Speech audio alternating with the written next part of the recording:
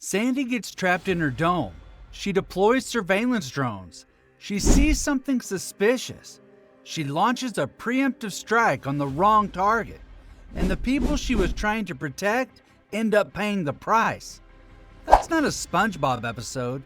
That's the last 20 years of Western foreign policy compressed into 11 minutes.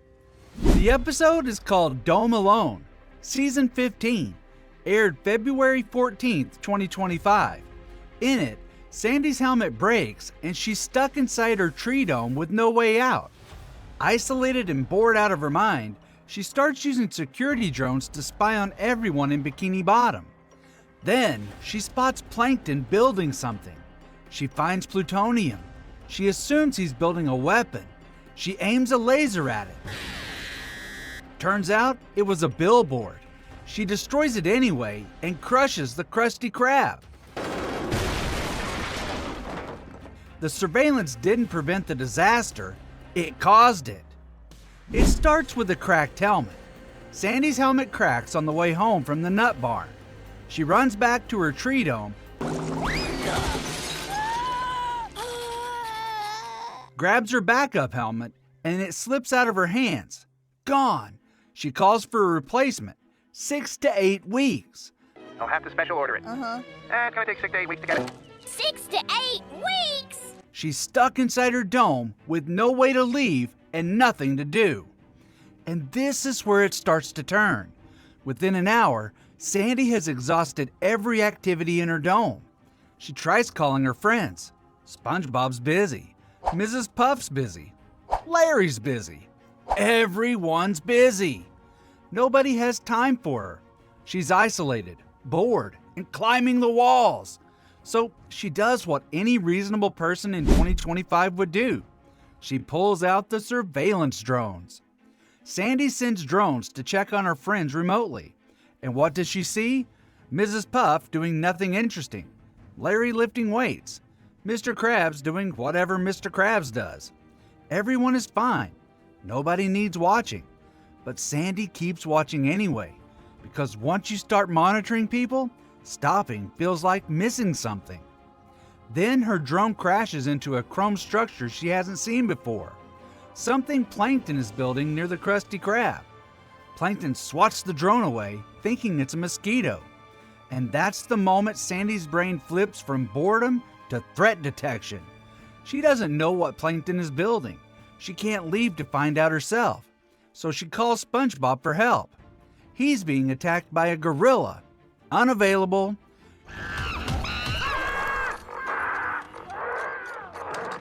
She calls Patrick. Patrick says sure. Sandy duct tapes a camera to Patrick's head and sends him in. Patrick is now a walking surveillance unit. He goes to the construction site, and while Plankton is away, he eats Plankton's lunch and finds a box of plutonium. Sandy sees the plutonium on her screen and immediately jumps to the worst possible conclusion. Plankton is building an atomic weapon aimed at the Krusty Krab. No verification, no second opinion, no waiting for more information. Sandy sees plutonium, connects it to the structure, assumes the worst, and starts preparing a military response. She aims her own laser at the construction site. No trial, no evidence review, just a target and a trigger. And she invites Krusty Krab customers to come eat at her dome for safety, because the place she's about to destroy is the one they eat at every day. And here's the ending. Plankton comes back, ready to unveil his creation.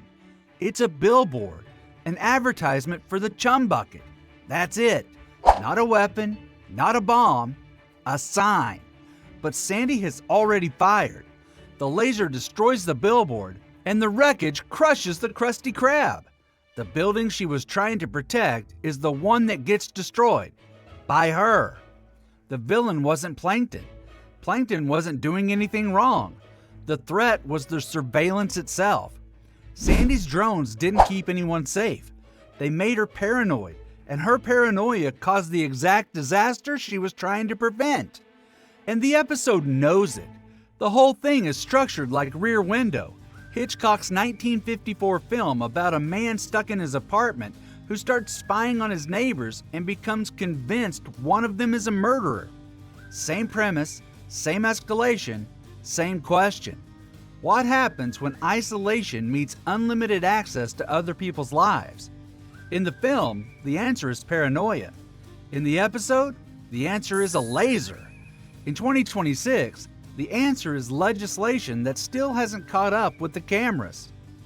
Now, let me tell you what's happening in the real world right now.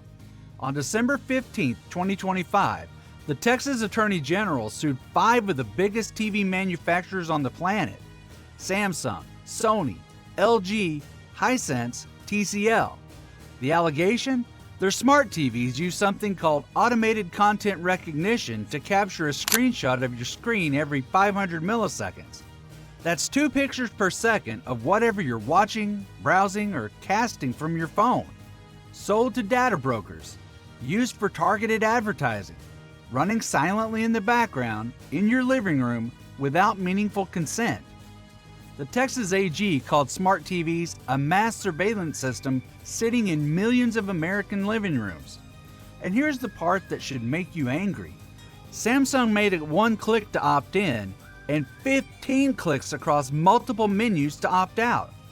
That's not an oversight. That's a dark pattern. That's a funnel designed to make surveillance the path of least resistance.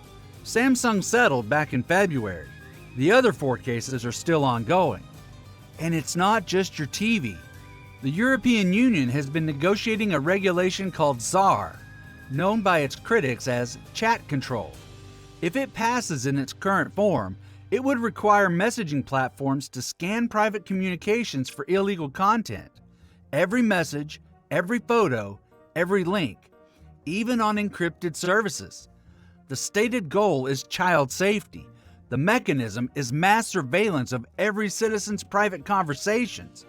The interim version of this regulation, the one that allowed voluntary scanning, hit its expiry date on April 3rd. The permanent version is still being negotiated right now, with a final deal expected by June. Privacy advocates across Europe are calling it the biggest threat to digital privacy in the history of the EU, and the clock is ticking. Meanwhile, in the US, 20 states have now comprehensive privacy laws on the books. 20. That number alone tells you something. You don't pass 20 laws against something that isn't happening. The fact that we need legislation to stop companies from watching us is the admission that watching us was always the default. The cameras came first. The laws came after. And the cameras are winning. And here's the detail that ties it back to the episode. Every one of these systems follows the same playbook Sandy uses in her dome. Samsung doesn't call it spying, they call it personalizing your experience. Chat Control doesn't call it mass surveillance, they call it child protection.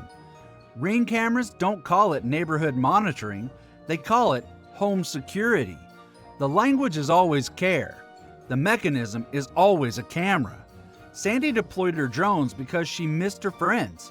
Samsung deployed theirs because they wanted to improve your viewing experience. The justification changes, the footage doesn't. Sandy is isolated. She can't leave. She has access to cameras that can go anywhere she can't. She starts watching. At first, it's harmless. She just wants to see her friends. Then she sees something she doesn't understand. Plutonium. A structure, activities she can't explain from where she's sitting. And because she can't leave the dome, she can't verify. She can't walk over and ask. She can't get context. All she has is the footage, and footage without context is the most dangerous thing in the world because it looks like evidence, it feels like proof, and it's neither. That's surveillance in 2026. Your smart TV captures 2 screenshots per second, but it can't understand what you're watching or why. Chat Control scans your messages, but it can't understand context, sarcasm, or intent. A Ring camera captures your neighbor walking past your house, but it can't tell you if they're on a stroll or casing the place. The footage is always incomplete, and incomplete footage, filtered through fear, becomes a weapon every time.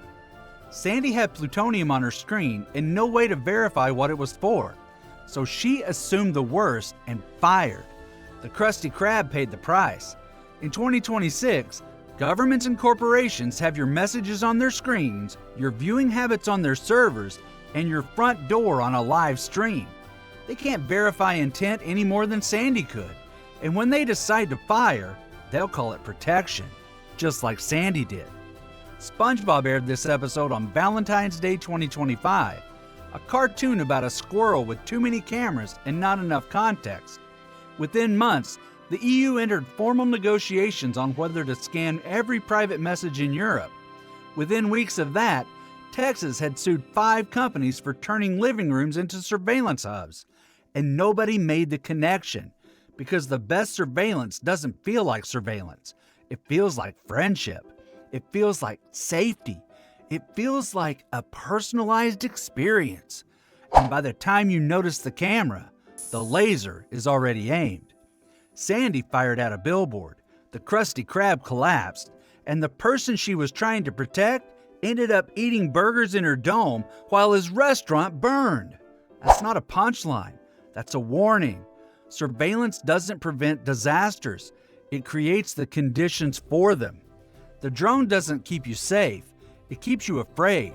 And fear, with a laser attached, never hits the right target. It just hits the closest one. Tell me I'm wrong. Drop a comment.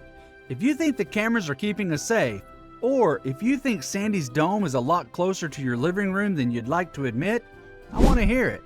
Hit like, subscribe if you're not already, and I'll see you in the next one.